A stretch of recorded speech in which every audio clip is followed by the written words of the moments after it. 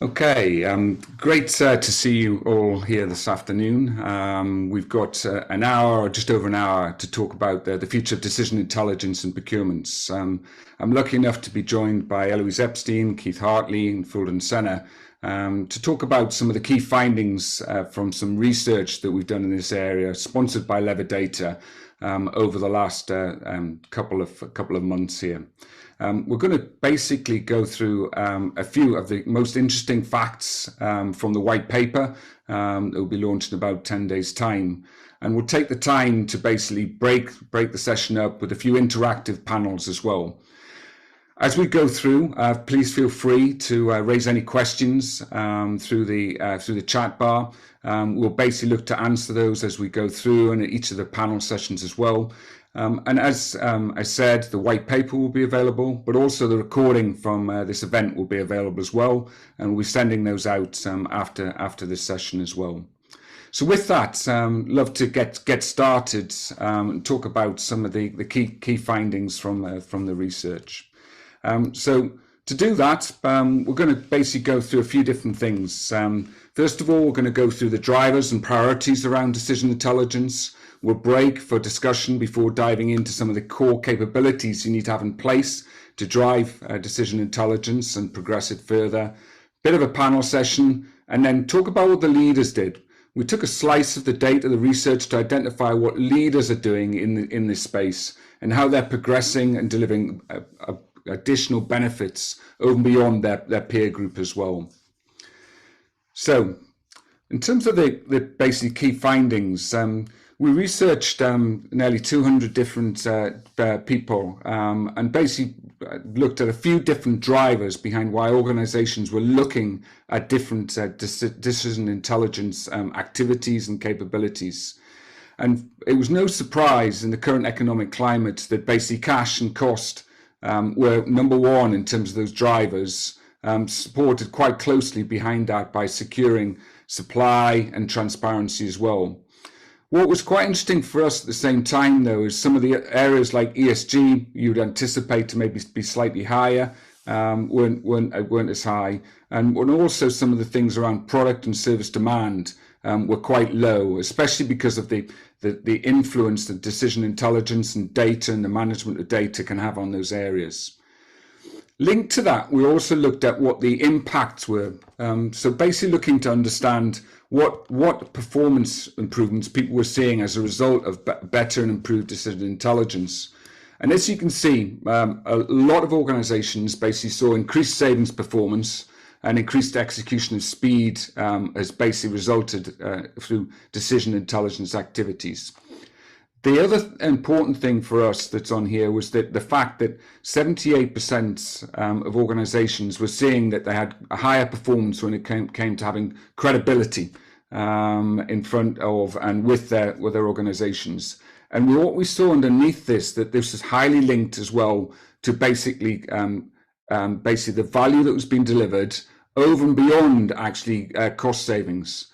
Because whilst cost savings overall was highest, when you looked at the most important factors, the delivery of value, basically procurement leaders were seen as being influencing that, especially when they were deploying decision intelligence capabilities as well. So we'll quickly skip over here now to our first panel. And with that, it'd be great to basically get a quick introduction from each of the panelists before we dive into some of these key questions that we're talking about here as well. So Elouise, I'll go to you first. You're top of the table here. It'd be great to get an intro.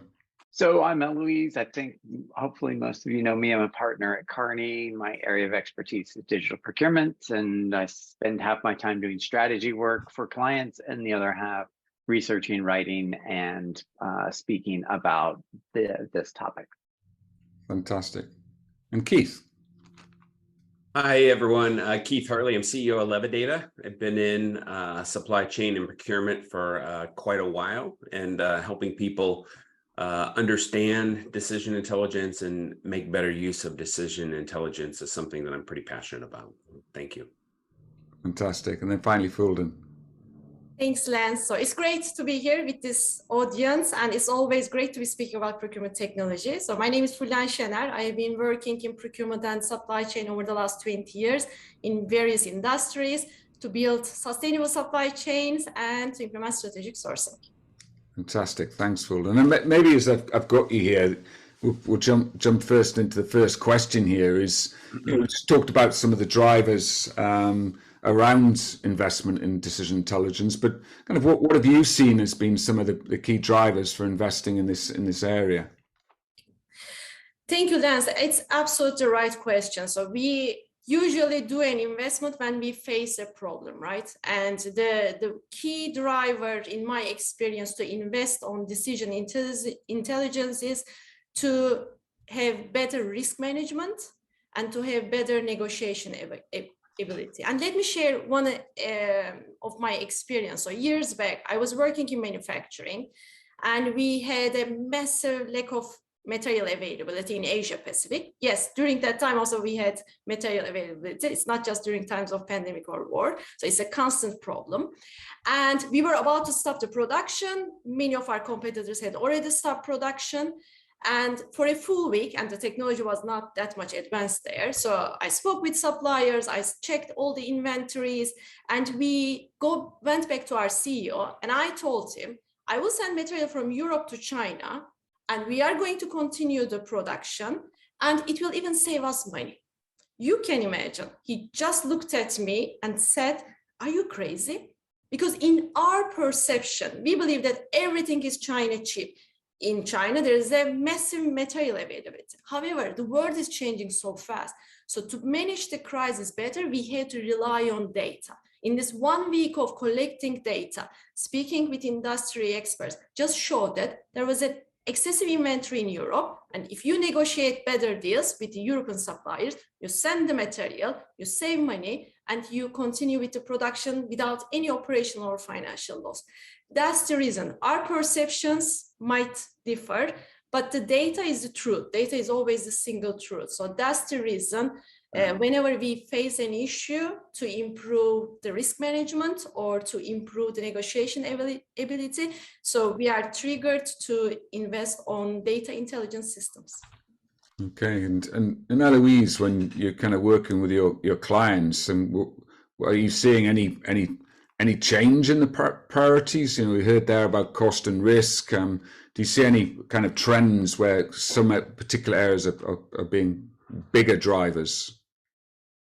Yeah, well, I would say the overall topic is getting pushed much higher on the agenda, because for many years the focus has been on source to contract, procure to pay, or source to pay, or adding other solutions, and there's still a long way to go, and that's of course a webinar for another time. However, as we are collectively as a profession maturing, that allows us, and we get sort of a handle on all of the transactional and activities, even if it's strategic activities, all of that, then it really starts to focus on intelligence is the differentiating factor. So everybody that I work with is really starting to make this pivot of, okay, we've got some set of systems, we've got data coming out, and it's actually not terrible.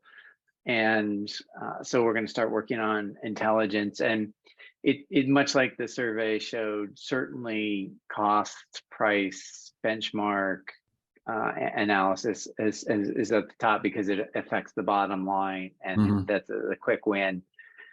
I think there's more work to be done on ESG and risk in terms, because I'm not seeing it be as prioritized as much, but I also think that's the macroeconomic conditions are pushing that. Yeah, got you. And Keith, I think there's a really good question that's come in here from Abdul as well, which is his observation was looking at the metrics and the survey responses, saying, you know, yes, great to see these different priorities in terms of risk, cost, etc. But what about relationship? And I guess that opens a question to, you know, how do you manage? How do you use decision intelligence to make relationships more effective. It's a little bit tangential, but yeah. What are your thoughts on that one? Yeah, we're living in an unbelievably exciting time for procurement and direct material sourcing and all things supply chain.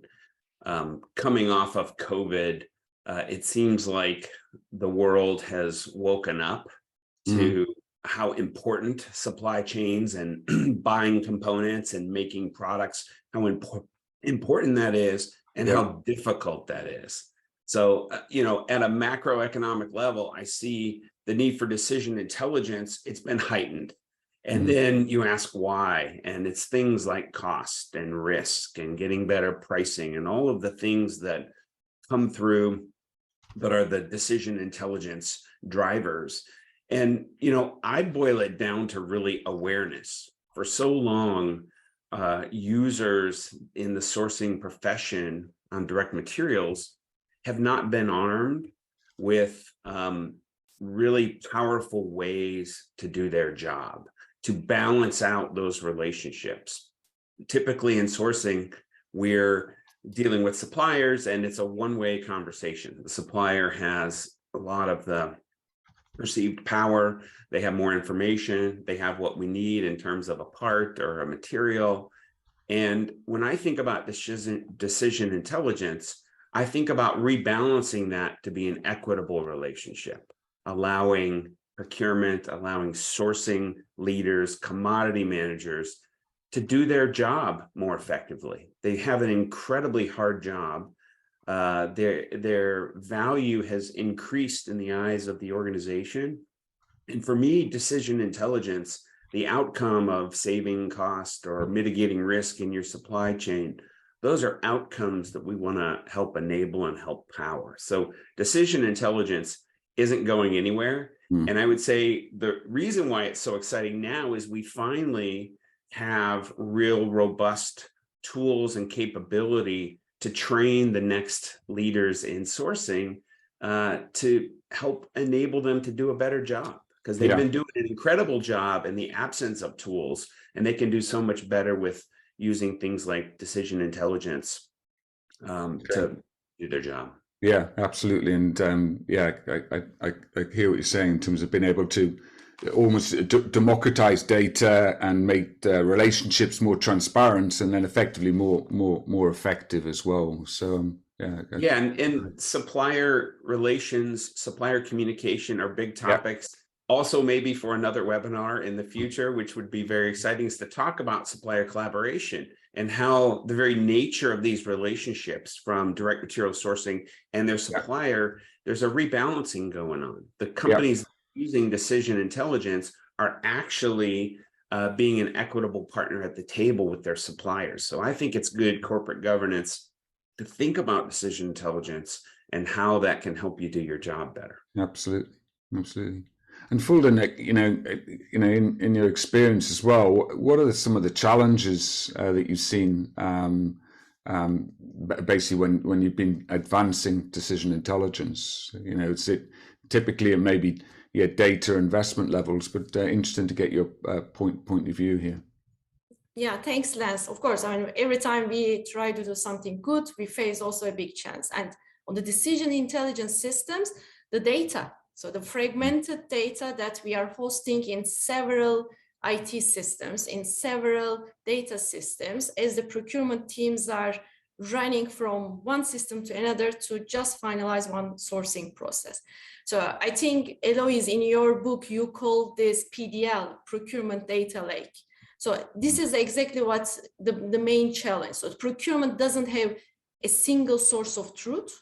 So then you can really rely on the data, and you don't see the wrong data in different systems and not matching systems. So this is actually the biggest challenge that we have. Yeah, it's interesting because some of the data that we saw as well was some of the higher performers not only were able to basically track well against that data, but exactly what you're saying was the ability to integrate data from multiple different spaces and places, especially third-party data. That was a significant call out which I guess no surprise, but it's just something that I think people often underestimate the scale that you need to be looking at there as well. And Elouise, I know you talk a lot about the kind of the ecosystems and the evolution of data and the different types of data as well. Do you think the challenges are different in terms of those different almost data domains, as it were, or do you think it's just a constant challenge? Well, it's a constant challenge and will be a constant challenge for a while. Our data is. What I do think, though, that it brings to it really, like when we talk about intelligence, it really puts the light on data. And actually, if we double click in this context, it's supplier data. And so collecting data from suppliers, from them or about them, and is how do we bring this all together and stitch it into a supplier golden record? And that has been the struggle, and it's complicated and not something that a big ERP or big S2P can solve, despite their claims. I think these are really sophisticated things, and to Keith's point about it takes collaboration with your suppliers. And so we have to break the problem down like that. Is if I'm a supplier and you're the buyer and you're asking me for all this data, you know, the only thing I care about is getting paid and getting more work. Whereas you care about knowing all my capabilities, what all the addresses are for all my plants and warehouses. You want to know if all my employees have taken cybersecurity training and what's my carbon footprint and blah, blah, blah, blah, blah. But the problem is you want it, and Fulden wants it, and Keith wants it, and everybody else wants it. And so it really is. So I like to flip the problem around from the supplier point of view. Is we're really burdening the suppliers. And at the same time, okay, fine, I will give you all that information that you asked for. But what are you really doing with it? And that's my pushback to our collective profession is, okay, we've collected all this data, but by and large, I don't think we make nearly as much effective use of it, because it's just not really collected in a format that's useful. And then it's not tied to that supplier record, because think about how many RFPs a particular supplier replies to.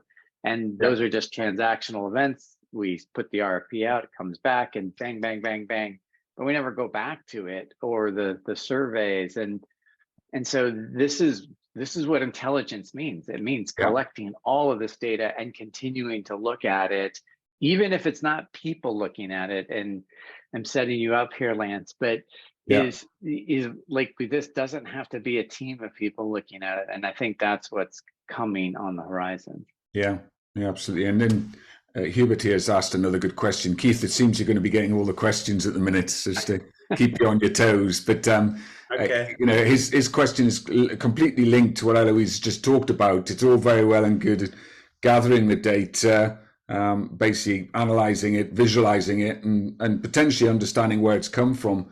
But then what do you do with it? And Hubert's question here, he's talking about, you know, gathering a lot of information on GHG emissions, but then what? You know, it's kind of like, great, nice report, but how do you take the next step and move towards intelligent automation, intelligent action that's based on that? I know, you know, I know you're quite passionate about this topic as well, so it'd be good to get your thoughts. Yeah, I mean, this is a really hard problem. So let's not skate past the obvious issue, which is decision intelligence. If it were easy, there'd be a lot of people doing it, and they would have done it a long time ago. We now have sophisticated, robust systems that are able to take large data sets that don't make sense in a normal world and contextualize them rapidly and start down this process of using data to make better decisions. So for me, you know, understanding how we advance decision intelligence, the things by the way, I completely agree with Elouise and Fulden on their data comments. I would add one additional lens, which is there's this real fear of the unknown and change management, for so long, direct material sourcing agents, commodity managers have gotten used to not having robust platforms and data systems to do their job. They've gotten used to it. And now that there are tools available to help them do their job, I see there's a bit of, reticence or fear about how to change the job and how the workflow of sourcing will evolve. It is evolving today at a lot of companies. The integration between direct material sourcing and supply chain planning, I'm already starting to see a trend there. But the thing that's really holding back decision intelligence is we've not done it before. We've not had the tooling. We've not been trained on how to do that. So, getting started by embracing the notion that there are people out there that are really good at contextualizing data and serving those insights up. And then the last mile of that is taking action. So you take a more informed action. So whether that's a more informed RFP process, whether that's same supplier negotiation, whether that's alternate supplier for the same part or ingredient or metal, those are the types of sort of more advanced workflows that once you have really good contextualized data and decision intelligence, you can act on. And today, many in sourcing don't have that full view. And it's because this is a really hard problem to solve. It's taking us years to get to this point with robust systems. And they've done an amazing job of doing their job in the absence of tooling, and can do even more by embracing and getting through kind of this, embracing of decision intelligence tools. Yeah, absolutely. Now I'm going to move on a little bit to the next sort of sets of findings before we come back to the panel again. So a couple of different areas that we looked at as well was the level of adoption of decision intelligence in procurement, and then how important it was for each of the different core capabilities within procurement. So if we look on the left-hand side here, we were looking at decision intelligence at 4 different levels. First is, the aggregation of data. Then there's the analysis of that data. Then there's the visualization. And then finally, you've got data intelligence. A couple of things that we saw straight away was for data aggregation and data visualization, you can see that there's approximately the same level of adoption. So people are basically getting to the stage where, yes, they can basically aggregate the data together. There's still some work to be done. And they've got the visualization tools. They're using, Tableau, etc. to visualize things. What was surprising in our mind was that data analysis was still relatively low. So yes, you've got the data. Yes, you're visualizing it, but data analysis was still quite low. And then finally, as we'd expected, the actual data intelligence was still low and quite a way to go as well. In terms of the application across the end-to-end procurement processes, what we can see here is that basically, that if you go from top to bottom, going through the end-to-end procurement process, you can see there's different areas where decision intelligence and data is seen as being more important. And we'll talk a little bit later about some of the adoption in these areas as well. But the importance of it is not to be understated. We've talked about cost and sourcing, and the result from that perspective. There's maybe a little bit of a disconnect in terms of the level of importance of third-party risk management when people are calling out the importance of risk as a driver. But as you expect, there's no surprise with data and analytics being particularly high as well. And then the rest you can kind of see as well.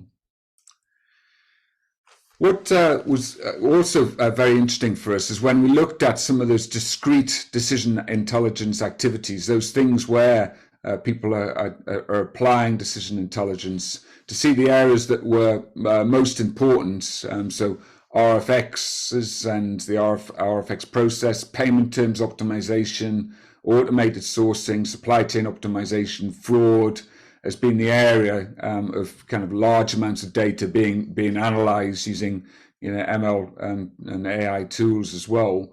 But the areas of growth were quite interesting as well. And as you sort of expect from my last slide, where organizations are saying that category management is important, you can see at the bottom there, the category strategies, whilst at the minute don't have much decision intelligence applied, you're seeing a trend towards people spending more time applying decision intelligence.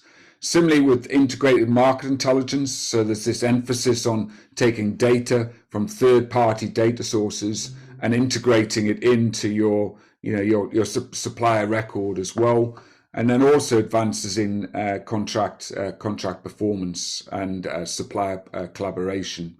So a relatively sort of predictable kind of set of application.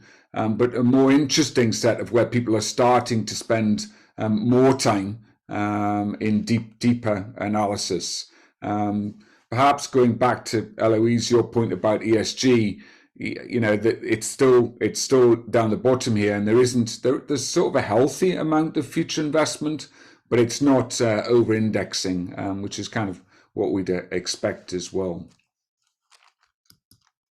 So with that, I'd like to come back to the panel and maybe ask the first question here is which of the end-to-end sort of procurement capabilities benefit the most from decision intelligence? Where do you see it being applied the most? And with that as well, we'll ask maybe the two questions at once: is what should be prioritized? Maybe just as an aid, I'll kind of go back to that page, which is on the right-hand side, and get Fulden your full first response. Which one is most important, and which one should be prioritized? Which is a similar question, but be good to get your thoughts, Fulden. Yeah, thank you. So I'll give you two answers, because the one is the reality and which is fully reflecting the survey, and the second one is actually what is the way forward. The first one, yes, category management. Today, in many category teams, the buyers are spending significant time on admin work to collect the data, to aggregate the data, and they are doing this in multiple systems. And then if you consider a typical sourcing process, you have then very little time left to really run a good negotiation. And this is the worst thing that the category teams can experience, right? Because eventually your success is judged by your negotiation outcome. But once you have a data-driven intelligence system, those systems are assisting the category teams to deliver faster and to go with the right pricing to the right supplier.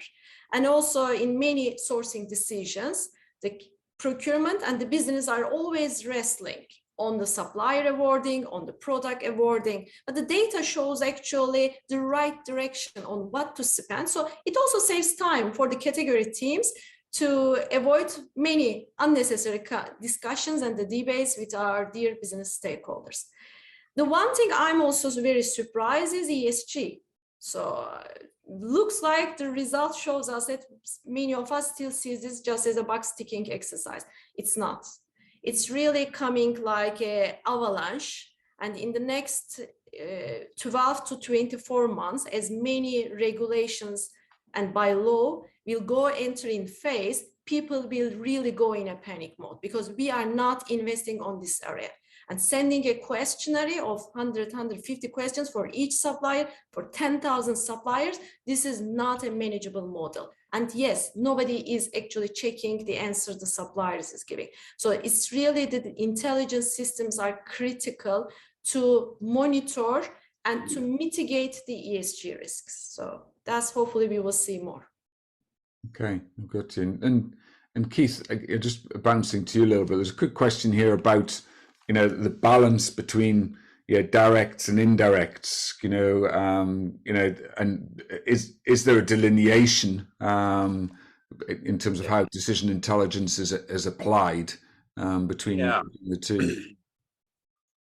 Yeah, fortunately or unfortunately, depending on your viewpoint, the indirect procurement world is really well developed and has an elegant workflow. So when you're buying what I would deem non-critical assets for a company, the sort of, source to contract and procure to pay workflows, and put those together and you have S to P, that's a really well-known, defined enterprise workflow that a lot of companies are servicing the indirect market very well.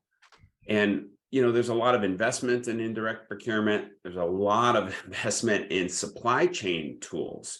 And once you've decided on what you should build and how many and when, it's left for sourcing to figure out, to make sure they have enough ingredients and parts and materials to actually deliver on those forecasts. And historically, the sourcing agent, the sourcing team, has not had proper tooling and proper decision intelligence frameworks and structures to help them do their job. They've been left at the end node of a supply chain where you see things like supply chain resiliency and supply chain agility. To me, it begins with that sourcing function. So a lot of these capabilities that were exposed in the survey, they're really interrelated. There's a lot of interrelation in and around sourcing, and like Fulden was saying, how it interacts with category teams and category management teams. So that's kind of the tip of the spear, and then they alert sourcing, and sourcing has to sprint to make sure there's enough of all of the ingredients and enough from their suppliers. And it's a very, very complicated, complex job that is massively underserved in the direct materials side. The indirect side, really well known, really well understood, lots of vendors playing in that space. Yeah. So for me, the types of capabilities that should be prioritized to really power decision intelligence is this perpetual learning mindset. I believe that sourcing teams and sourcing individuals can now embrace decision intelligence tools like LevaData to help them do their job better. And it's being open and having a perpetual learning mindset, and also an expectation that the market should give them a tool to do their job. Most functions at companies, if you're in sales, you use CRM tools. If you're in finance, you use an ERP tool. The sourcing agent, the sourcing person, deserves a tool. They need a tool to do their job. And for me, it's a decision intelligence tool. It's a way to bring data together, contextualize it, and understand fully how to make really good decisions for your company. So for me, it's perpetual learning and really driving a lot of these capabilities, which are all interrelated in and around procurement.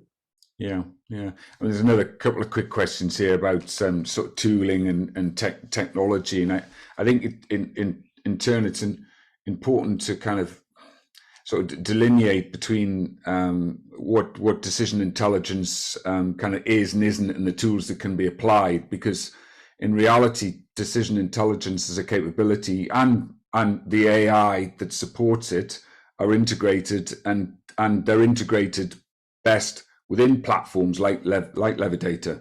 It becomes part of your natural workflow. You don't experience it any differently. It is what it says it is. It's intelligent, and can ultimately help lead from, yes, the display of recommendations through to those recommendations being flipped into autonomous action, which the user may or may not get exposed to. I say that there isn't and shouldn't be a delineation between AI and decision intelligence, because they kind of enable each other. The other quick question that has popped up here is about what about process mining capabilities and process mining tools. It's an interesting area to kind of explore, because they are often yeah, very, very powerful, but they're only as powerful as the process that they're looking to mine, or the data that they're looking to mine as well. Yeah, so Elouise, I mean, you know the technology landscape well, and how it's converging in certain areas and also diverging. I mean, any sort of thoughts on how organizations or companies are embedding AI, or or generative AI, or process mining tools, and how those are coming together? I would probably separate them. Yeah. To me, so if you look at the explosion of intake tools around or process orchestration, that Yes. whatever we're calling it, I don't think we landed on it, but generally the part of the architecture that manages the user experience. Yeah.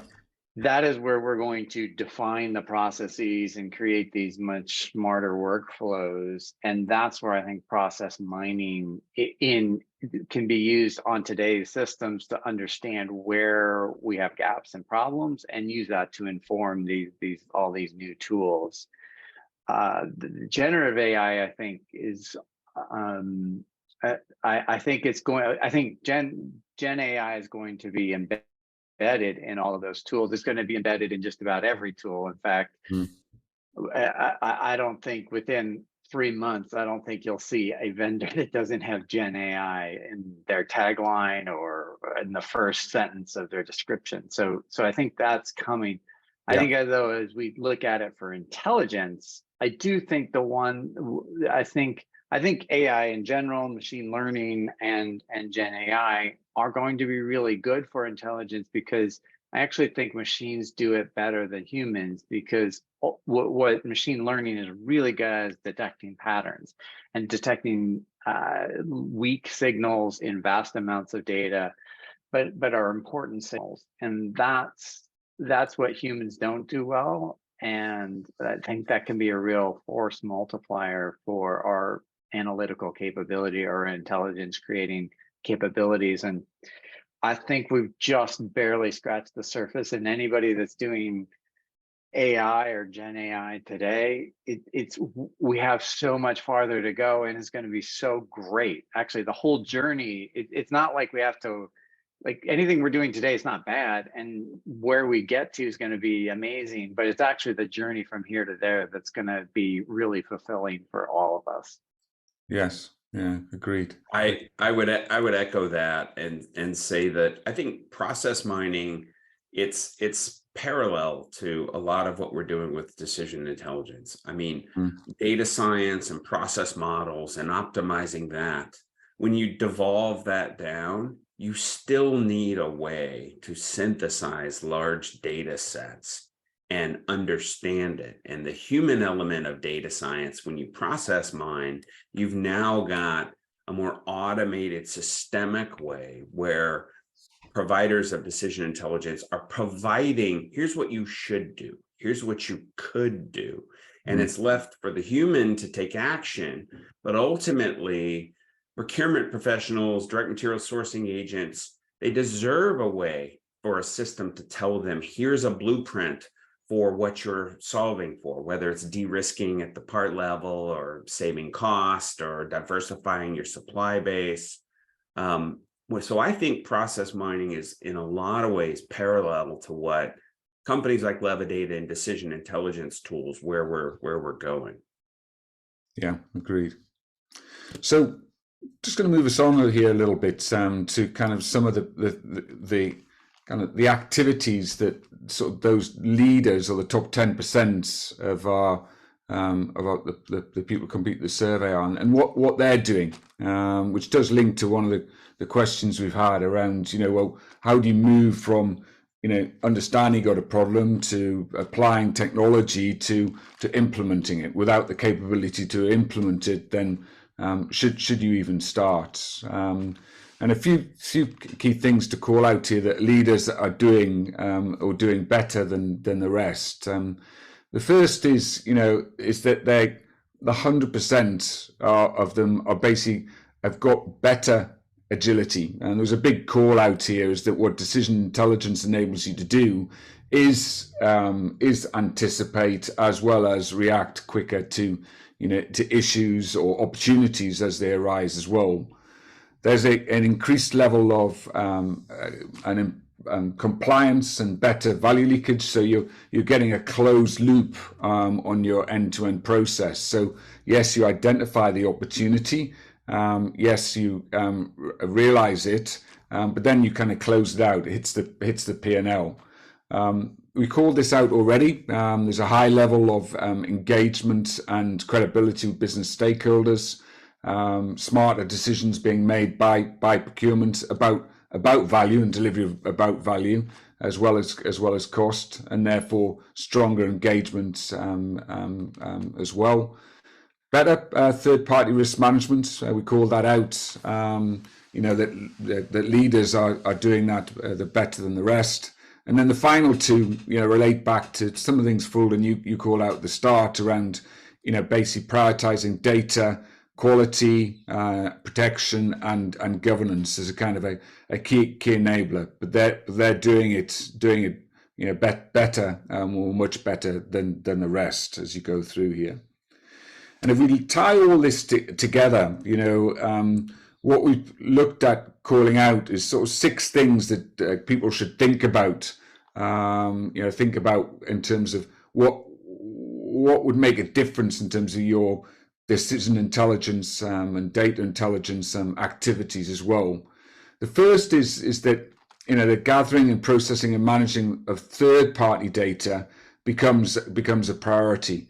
Acknowledging that yes, you're going to have strong quality of data internally, but basically that on top of that, it's only by managing and gathering the third-party data in the best way that you can be successful. The second is what this reference about integrating data from multiple sources, but genuinely integrating it. We hear a lot about organizations saying, well, yes, I'm an integration partner with SAP, but when you probe, they've only done it 5% of the time. So yes, it's good to say you can, but there's a difference between can and doing. So we're emphasizing here, do, but with multiple sources that are relevant as well. The third, and we referred to this at the start, is the importance of suppliers. I love the observation. Yes, it's about supplier data, but it's also about the supplier relationships and being able to collaborate with your strategic suppliers, especially when you've got basically important issues or challenges to address together. Number 4 is identifying new value opportunities and simplifying the delivery process. So how do you basically understand where the value sits in your end-to-end supply chain, and then ultimately how do you make basically deliver those results. 5th is basically partnering with the data and digital teams. We see it over and over again is that organizations that basically have a very, very tight relationship with the CIO and the digital teams basically are more successful. And that can start small, but it has to be fast to get to be a fully enabled scenario. And I would take that a stage further in that it becomes more than partnering. Basically being digital and being data orientated is fundamentally embedded within the procurement team. And then the final one links to something we talked about earlier as well, which is this being able to tie decisions intelligence to intelligent action, intelligent automation, because fundamentally a decision without any action, to be quite honest, isn't much use at all. It's great to make a decision, but unless you do something about it, then that doesn't take you forward as well. So 6 big things to think about in terms of how you should move forward. Bouncing back to the panel, and as respective leaders in both operational and consulting and the technology software business, it'd be great to get your immediate thoughts of maybe those 6, but something which you're particularly passionate about starting tomorrow, and what would be one of those big messages for the audience here? So I'll go first, and Yep. I can tell Lance, and I have been saying this over the last 1 year in every roundtable I attended, in every meeting that I attend with procurement experts, the business experts, we have to revisit the operating model of procurement organizations. Let's be honest, in a traditional procurement organization, you allocate 70 to 80% of your resources to category management. 10 to 15% to procurement excellence enablement, which their main and core responsibility is most of the time updating the procurement policies or standards and Ariba help desk, managing the Ariba help desk. And if you are lucky enough, 5% of your organization is allocated to ESG, risk, and data is zero. So if we are already speaking a lot about ESG, risk management, after so many crises that we are getting through, and we shall not forget that each crisis causes a cost. So if we manage actually the crisis better, so we can also actually still deliver cost saving. So then we really need to focus on revisiting operating model and allocating more resources to build these strategic capabilities, and the data-driven intelligence systems are the key. And that those teams can really analyze the needs. And I'm inviting all my procurement colleagues to be more brave enough going to our boss, be it CEO, CFO, or CPO, or COO, and ask for a digital budget to invest on a data system. I don't know if we have any HR colleagues in this call, but HR is using success factors, right? Yes. We love you guys. I mean, I love my HR people. But if you are investing millions of dollars, and we even don't need millions of dollars to build a decent data system. So really having a specific data team in a procurement organization and having a digital budget for every procurement organization is the key. I cannot see any other priority now. Yeah, great. That's great. And indeed, a bit of research which we did last year basically endorsed that. 76% of organizations were saying that, investing in a dedicated digital and data and analytics team was an imperative as well. So I think you're right on the money there as well. Keith, you're leaning in here, so I think you've something for you to say as well. Yeah, mine is really, really basic. It's get started.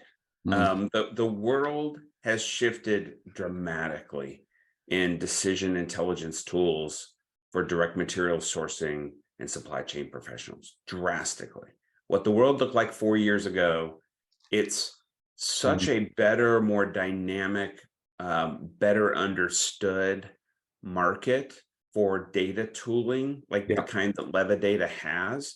And so my simple advice is get started. We offer, people ways to get started, easy to learn, to sort of undergo change management with us, because at the end of the day, software and tooling is one part of the equation, but changing how sourcing agents do their job and think about their value and present value in their company, that's an evolution over time. And I call that change management, developing a new way to work.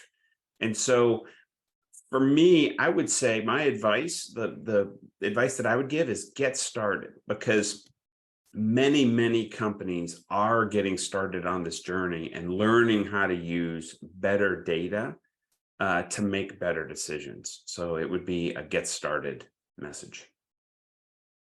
Great. You mentioned there just about the transition of and the adoption of technology, getting started a little bit. There's a question here it's quite specific about the sort of the negative connotations associated with generative AI, ChatGPT as well. How much within that do you think about the concerns or the safety or the ethics of data and data management? Let me start with just sort of a level set about developing software, because I've been in software for a long time. And in the old days, in the on-premise world, we would learn from customers and use cases, and we would update algorithms, one big update a year and one small update a year. And so humans would interpret what was going on and update the algorithms and software. If you move into the cloud world and you start implementing software development methodologies like Agile and sprint-based software development, maybe you're updating your algorithms or a set of the algorithms every 6 weeks. You're learning, you're observing, and you're changing. So now fast forward to AI, and specifically generative AI. The ability for to program the algorithm, have the algorithm self-learn and make changes immediately. That is very exciting. What generative AI has done is just compress time for those of us that have been in software and have seen how we've always updated algorithms. Now the algorithm can do some stuff itself and can begin to get smarter based on big data. If you have an LLM, a large language model, which we've been dealing with for years, but now we have the capability to learn from those changes, to have the software iterate, and to have the humans, kind of accept or reject that in real time. So look, I think generative AI is going to transform how people develop software, full stop. Now, to me, it's just a compression of time for how we update algorithms based on usage. This is a good thing for a user. If you're using features more, if you're seeing trends more, you want that reflected in your system. You want better capability from your software vendor. So those of us that have been in LLMs and AI for a long time, it's a really exciting sort of frontier in terms of software development. But at the end of the day, you need a data aperture. You need a way to contextualize that data for the AI to do its job, for the algorithms to perform. And so I think there's nothing, the sky is the limit for what we're going to do with AI, and there will be pieces where it's more embraced, particularly in this external third-party data ingestion and data understanding space. That's where it's really opened up our ability to accept hundreds of data feeds and contextualize them and deliver insights to customers. So I'm really excited about what generative AI can do. We have a very thoughtful, stepwise process to it, but it is going to change the landscape of software, full stop. Yeah, great. That's great. It's great answer. You've kind of nailed a few questions here as well, just about how people transition from just base data all the way through to action as well. So yeah, thanks for that as well. Do you think that journey? How do people navigate that journey, that evolution as a corporate? You know what I mean? I mean, you've great. You know what I mean? You've got it mapped out in your own mind, but you're a corporate going through that journey. And you've maybe got a pandemic or you've got a war or whatever. How do you contextualize it in the way you've described it there? Yeah, I think fundamentally, if for those on the webinar, and I would maybe ask Elouise also to comment on this, but I believe that you should talk with your software vendor. You should talk with your providers, your consultants, your experts around what they're doing with AI. This is a good conversation to have. Look, at the end of the day, we're big data geeks, and we love big data, and we love LLMs, and we are trying to help an underserved market. This is our job. We wake up every day thinking about how do we take data and learn from it and get better at it. So we'll take large data sets, we'll understand a whole lot of it. Some of it is garbage or not good. We work with partners, we work with customers, and over time, the data gets a lot cleaner. We're able to give them insight into their data.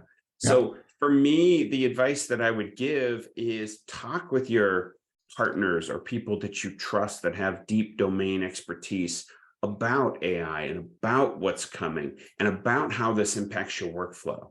This will impact, fundamentally decision intelligence, tooling like LevaData is providing is changing how sourcing is being done around direct materials. And it's driving a collaboration, not just externally with suppliers, which we talked about earlier, it's driving the internal conversation between all things supply chain planning and sourcing.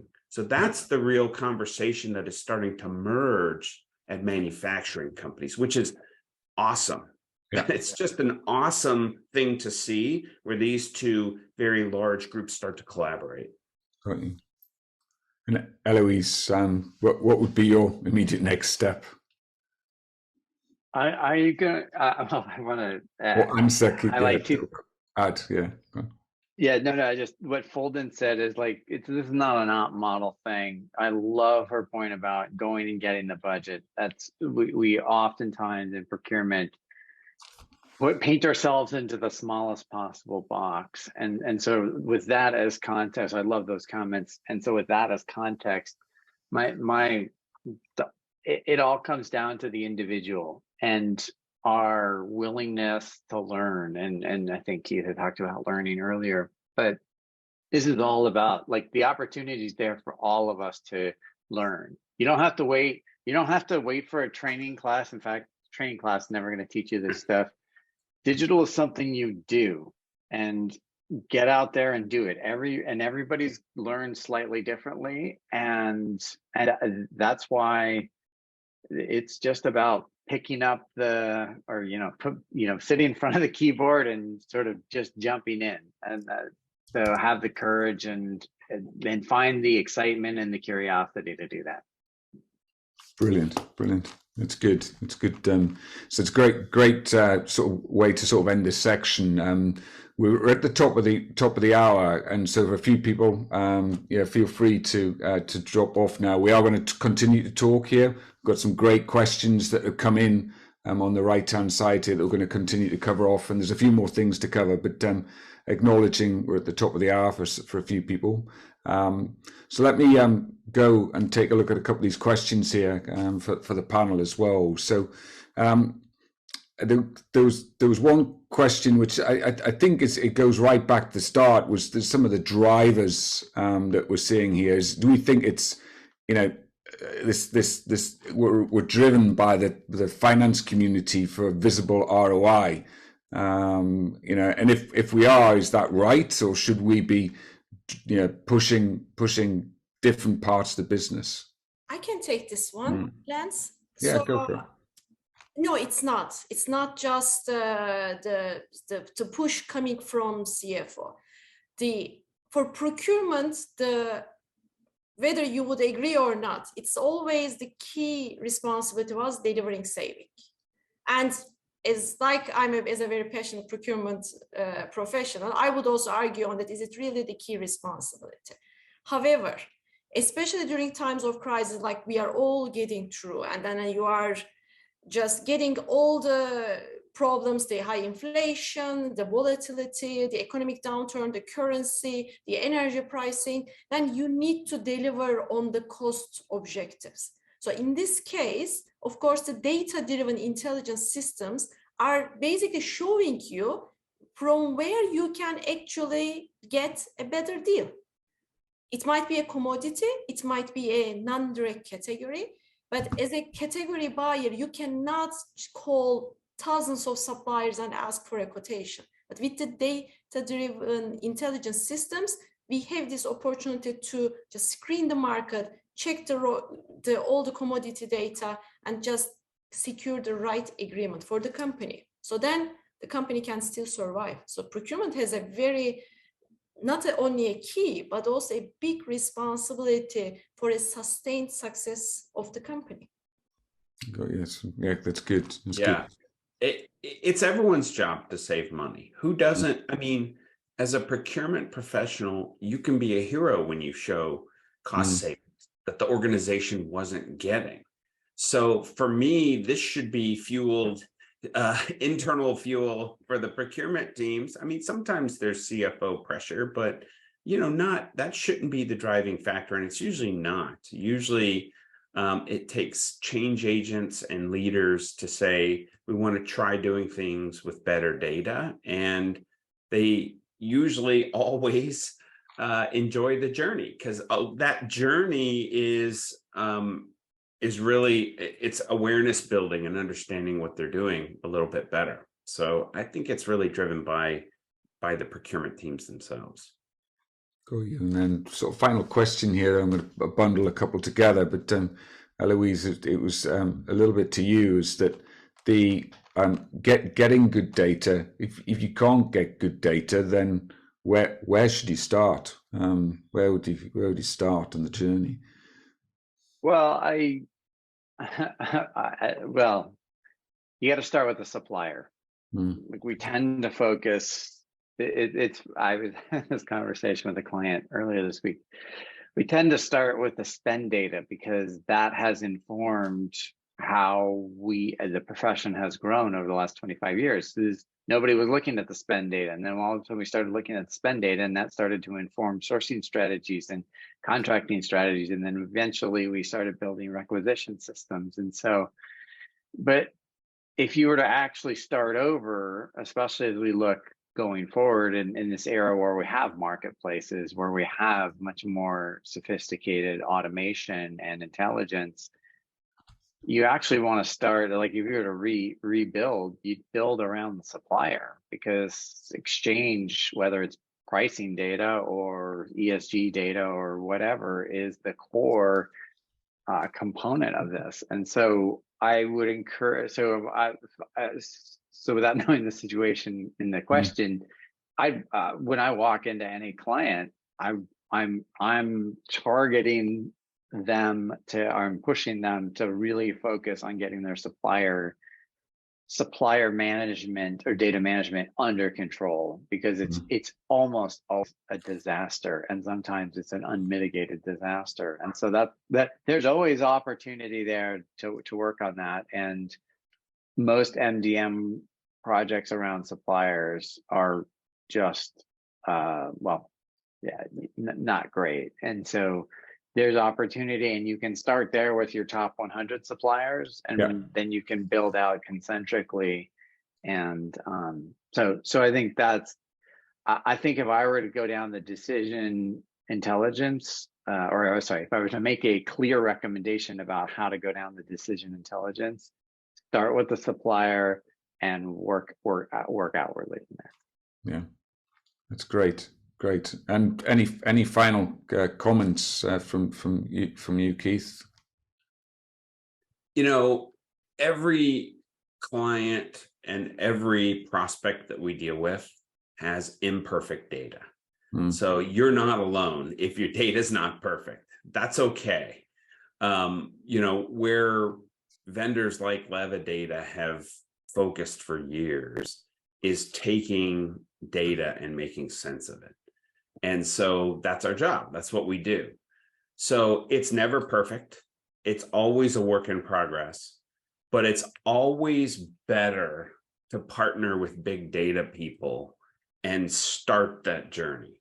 So we get, one client says their sourcing process, it's 200 spreadsheets. They send us 200 spreadsheets. That's their sourcing process. No problem. We contextualize it, we understand it, and we feed back insights with our software that they then start to learn and use and develop some muscle around how to use decision intelligence. So if you're sitting there on the webinar saying, oh my God, our data's a train wreck, that's okay. Nobody has perfect data. It doesn't exist out there. And so just, there's an acknowledgement that it's through no fault of anyone in sourcing that we're in this state. It's sort of just come to be that we have now the tools, the capabilities, the insights, and the frameworks to be able to understand the data that's going on at your company across these different systems. So that to me that's why my suggestion to just get started on the journey, you will see benefit, as we discussed earlier. Okay, fantastic. And Fulden, from you, any final comment? Sometimes it takes time to go off mute. So yes, I mean, I agree with Keith. I mean, I worked in 4 or 5 different organizations, and the data maturity was more or less same. And those were different industries. So if you don't have a clean data, exactly, it's okay. And I also see one question, that if the procurement data is really the responsibility of procurement, 100%. I mean, just check with your sales teams how they are using Salesforce and Salesforce data.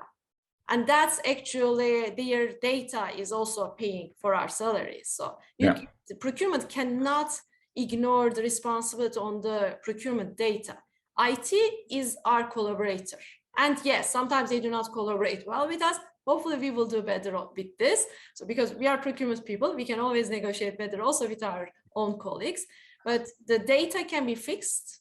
You just need to be brave enough to be demanding. So in most of the time as procurement people, we think the others more than ourselves, but that must change. Otherwise, it's not, again, going to be a success for the company.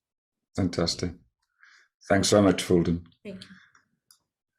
So for those of you that want to hear and see a little bit more, the full report will be coming out in a couple of weeks' time, and we'll be sending out the recording to those of you that have signed in today.